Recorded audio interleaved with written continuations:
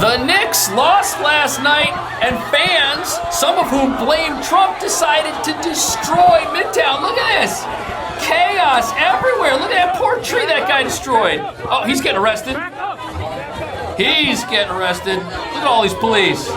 But they're not enough, as you're about to see. Look, that no standing sign for the bus. Someone was using that as a weapon.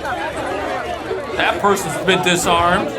What's that on the ground right there? That's something, that body cam? That's an officer's body cam, it looks like. I could be wrong. And, oh, look, that guy lost his shoes. It was total chaos. Nope. Now, so they think they're gonna come back and win. They're ahead in the series. But Stephen A. Smith said that Trump was gonna be to blame if the Knicks lost because he attended, first president in history, sitting president, to attend an NBA Finals game. I hear clapping. Okay, I hear some boos, but I heard clapping. I hear cheer. I think it's a 50-50 mix. The fake news said it was all boos. Let's see. I guess it depends on where you're sitting. The mayor was here too. They had the streets clear when the president left, but after he left, that's when things really took a turn for the worse. Because look at this, man. Look at that guy's got a snake. He brought his python to the game. Look, the police are overwhelmed. They're trying to put the barricades. Whoa. Wow, this is terrible. This is crazy. I can't tell you what they're saying. This is crazy, man. Look at this. Wow. Look at all the people. All got their phones out. Everyone's an influencer. Everyone's a rioter. All at the same time chasing away the police. But throwing stuff at the cops. Cops just take it. I don't know, man. Look, they chased away their own police, the sanctuary police. I feel so bad for them. Wow. Oh, see, they blame Trump. So they blame Trump, and then they destroy half the city. And some people think they were told to do this. Watch this. This president has no business showing up in New York City. I don't dislike Stephen A. Smith, but the president can go anywhere he wants. It's America. He's the commander-in-chief of the country, and he's everybody's president, whether you voted for him or not. Stephen A. Smith was talking about running for president. He said he would blame you if the Knicks lost the game. How do you respond to that? I think he's a nice guy. Oh! But you need a certain aptitude to run for president. Ouch! You need a high IQ. I'm not sure that Stephen has that. I don't think he does, actually. Well, there goes Stephen A. Smith's presidential ambitions. He just alienated half the country with those comments. It's just a basketball game. But the fans don't see it that way. Look, there they are, confiscating the parking sign from the person who was using it as a weapon. Apparently, it's that individual right there who's probably been released already. What a circus this is, man. They're destroying the city. They don't care. It's just total mayhem, out of control. And the other thing that's wild is all the police that they have here weren't enough to keep these crowds under control. These crowds got away from this area where the president was and went on to create mayhem all over. Look at that guy fighting. Look at him fighting. Look, that's crazy. Notice it's all men, too. This is like the car culture, sports fan type deal. Oh, yep, they got him.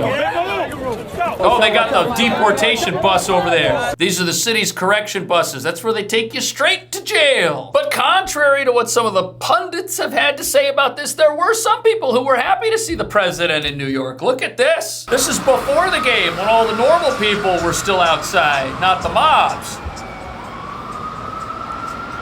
People are cheering the president. Look at that. People are cheering him. That's right. He's the president. Driving in front of Macy's right here. It's Sunglass Hut. Look at that. There's a free Palestine flag. Of course there is. It's New York. But hey, things were under control for a little while. Not everybody was upset the president was here. But you know how these mobs went on an absolute tear, destroying the city itself? What do you think happened to people who were wearing jerseys for opposing teams? Watch this. Look at this. Yeah, I mean, this guy could have been wearing a MAGA hat. They're treating him worse, actually. This is crazy. It's like so hostile out here in New York. This guy's surrounded. There's a woman chasing him. Boy, oh, they're throwing their food at. That's terrible, man. What a lawless city. You know, and you wonder why things get out of control here. We've got way too few police. We've got way too many agitated individuals. We've got mobs all over the place. When they're not mad about one thing, they're mad about something else. They are mad about everything. That's this city. People are mad about something every day. I'd be mad too if I still lived in my $5,400 apartment, which couldn't fit my family and my 3 kids. I'd be mad too, but I moved. What's happening here? It's not like my rent here is any cheaper. It's just a little bigger. But yeah, living in Manhattan itself, bad idea, man. And then you gotta deal with this when you walk outside. This is why there's traffic jams. Look. Well, that's like a delivery guy's bike, and they're gonna just destroy it.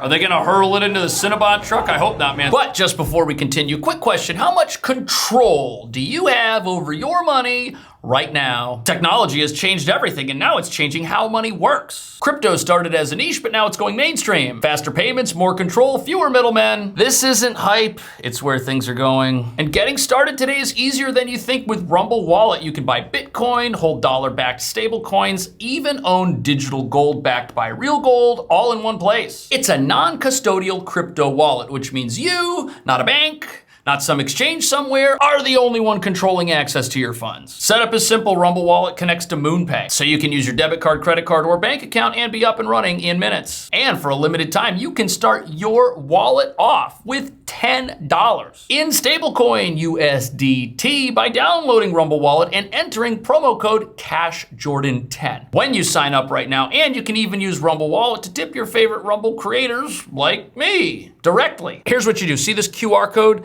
Scan this with your phone or click the link in the description of this video, which will take you right here. wallet.rumble.com/CashJordan. You can download the Rumble Wallet app from there. Enter my promo code CashJordan10 to get your $10 in US stablecoin. This is a limited time offer, so you gotta act now. Take control of your money. Get started with Rumble Wallet today. Terms and conditions apply. See the description below or visit rumble.com/promo-official-rules for details. And look, New York has every single police officer on the streets. I feel so bad for these guys because, man, the police are only as good as the system backing them up. And the police here, you know what?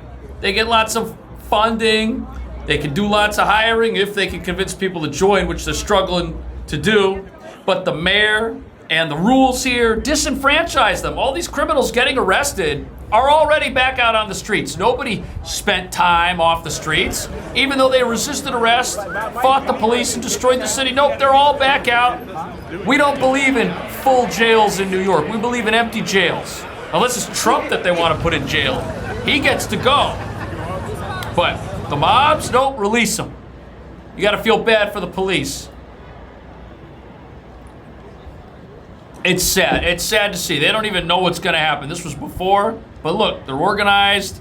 They seem like decent people, most of them anyways. Now look, have I ever had a less than perfect interaction with law enforcement? Absolutely, but without law enforcement, the lawless run rampant like they are here. And as you're about to see, there was a plan in place to make sure that what you just saw never happened, and it failed. I wonder why. A party outside Madison Square Garden to watch the Knicks and the Spurs tonight has been called off, and that's because the President of the United States will be in the building to watch Game 3 of the NBA Finals. They canceled the watch party. Is not the only thing called off for tonight. But it didn't matter. If you're matter. a fan who'll be inside the arena, there is a strict no-bag policy. And the no New York bags. Knicks and Secret Service out with that message about enhanced security measures, I should say, ahead of the President's So there was way arrival. more Now, security, keep in mind, and it did nothing. Madison Square Garden Garden is smack dab in the middle of New York and Penn Station and runs directly underneath the arena. The busiest part of the whole country. country. New York Penn, they say about 600,000 passengers.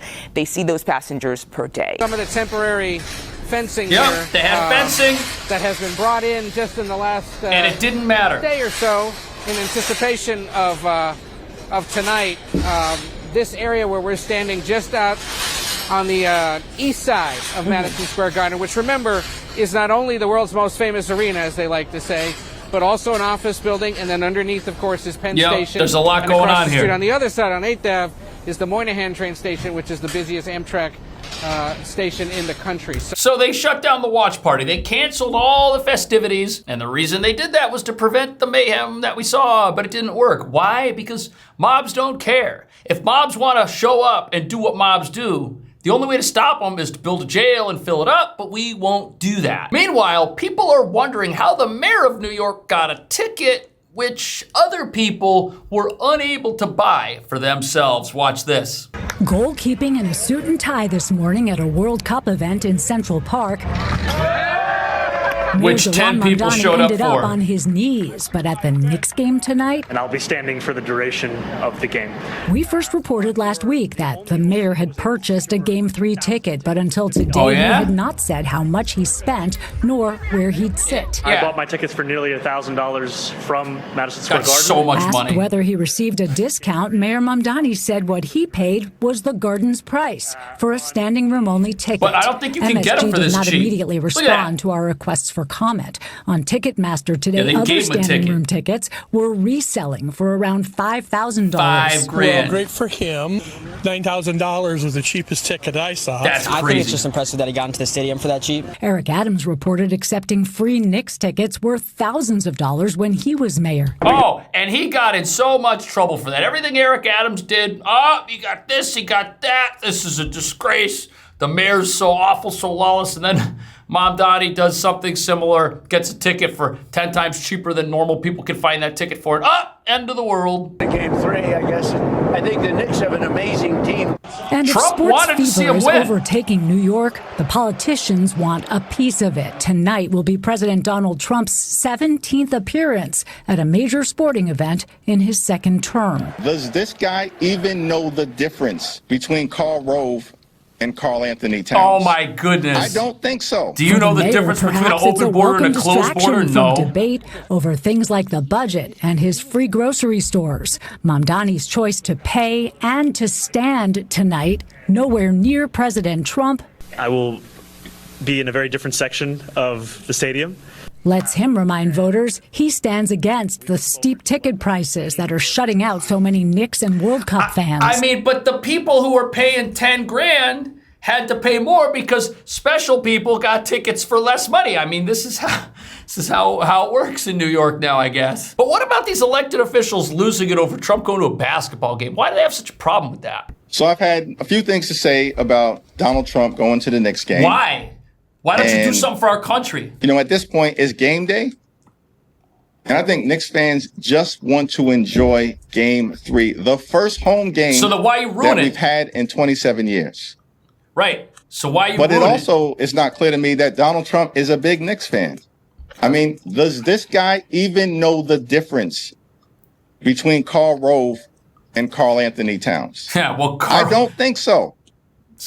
This guy. He's just injecting himself. He's been to 17 major sporting events. And you know something? This is injecting. The Democrats, man, all they do, they accuse their enemy of what they are doing. That's how this works. Nobody brought politics into this. He just wanted to go to a basketball game. And why is Trump injecting himself into this and Mamdani isn't, right? Why is there no condemnation of Mamdani? Why don't we just ban politicians from these games because their presence this is so ludicrous. And here he is wearing a Knicks fan, but because he's a Democrat and he's from New York, he's allowed to be a Knicks fan. You're only certain people allowed to be Knicks fans, I guess, even though Trump has a New York City apartment that he pays quite a bit of money for and a lot of taxes. But as you're about to see, Trump may actually be a much bigger sports fan than the critics who've just figured out they can go after the president over his presence somewhere. Understand. Watch this. He was a fixture at NBA at Madison Square Garden. You guys remember, all of you, when you played here not Draymond, but back in the old days, he had courtside seats. He was here all the time. He was at drafts, so he's a genuine Knicks fan. Yeah, he was at drafts. Trump was at the draft. He had courtside seats. He's been a Knicks fan for longer than Hakeem Jeffries has known what time it was. Anyways, what do you think about that? See you in the next video.